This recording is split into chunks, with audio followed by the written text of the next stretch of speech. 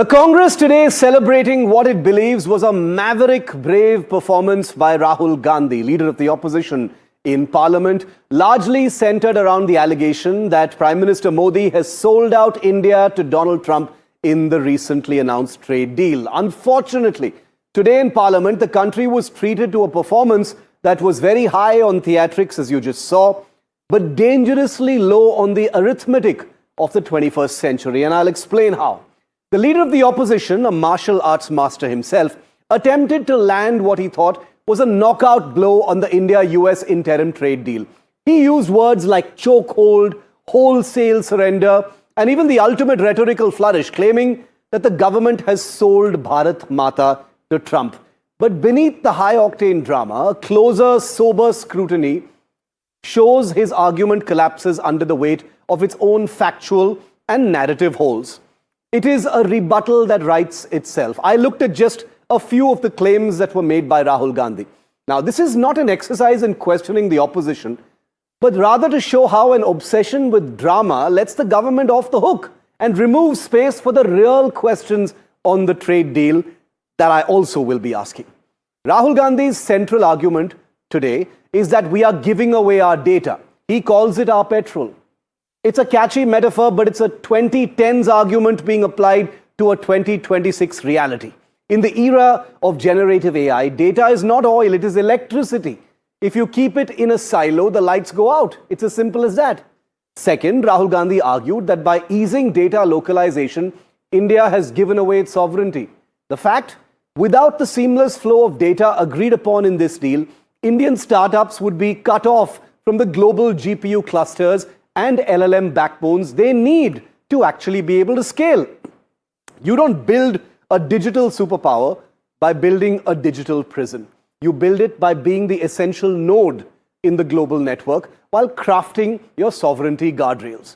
Third, Rahul Gandhi claimed that Indian tariffs have exploded to 18%. Now let's look at the actual numbers that he has ignored conveniently, because before this deal, our exporters were facing a wall of up to 50% tariffs in the United States thanks to the retaliatory Russian oil levy and reciprocal duties. By negotiating this down to 18%, the government literally refused to buckle and ended up securing a massive competitive advantage. At 18%, India now undercuts Vietnam, Bangladesh, and China. To call a 32 percentage point reduction a surrender isn't just political rhetoric, but just a failure of basic subtraction.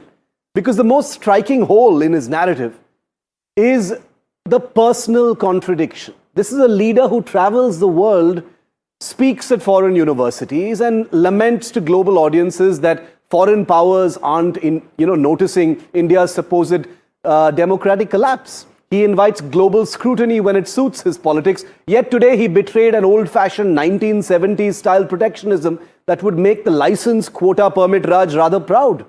He wants the world to interfere in our politics, but he wants to isolate our economy. He wants to be a globalist in London, but a Luddite in the Lok Sabha. The leader of the opposition claims that an India bloc government would have told President Trump to treat India as an equal, not as a servant. Well, it sounds good on a teleprompter, but real-world equality isn't demanded, it is earned.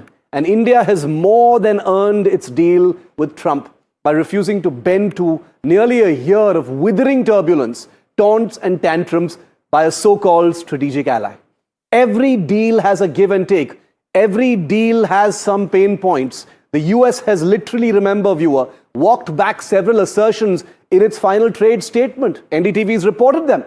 By securing a deal that seems to possibly swap out discounted Russian crude for a $500 billion intent on a strategic energy and tech partnership, the Indian government makes India too big to fail for the American economy in some eyes.